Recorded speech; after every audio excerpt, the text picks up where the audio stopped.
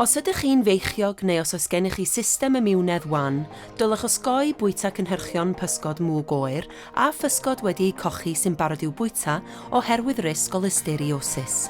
Gan fod y risg o fynd yn sâl gyda listeriosis yn cynyddu gydag oedran, dylai pobl hŷn hefyd gymryd camau i leihau'r risg hon. Mae listeriosis yn haint prin sy'n cael ei achosi gan bacteria o'r enw Listeria monocytogenes. I'r rhan fwyaf o bobl, dydy listeriosis ddim yn achosi unrhyw symptomau, neu efallai y bydd yn achosi symptomau ysgafn a fydd ond yn para chydig ddyddiau. Ond ar gyfer grwpiau risg uchel, gall listeriosis achosi salwch difrifol.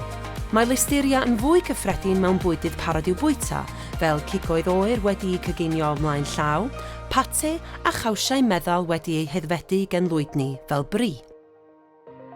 Dydy Pysgod Mwg fel eog mwg a brithyll mwg, neu bysgod wedi'u cochi fel gravlax, ddim wedi'u coginio ar dymheredd uchel yn ystod y broses cynhyrchu a gallen nhw fod wedi'u halogi â listeria.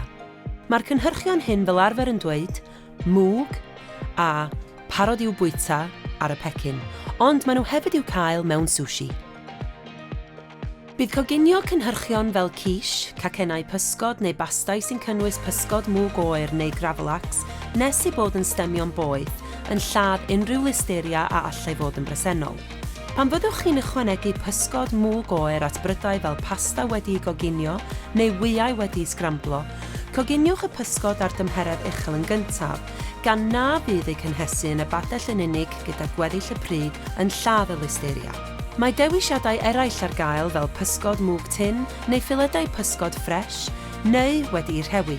Mae'r rhain yn cael eu coginio'n drylwyr a'i cynhesu i dymheredd uwch yn ystod y broses gynhyrchu neu baratoi, ac felly maen nhw'n saffach i bobl mewn grwpiau risg uchel.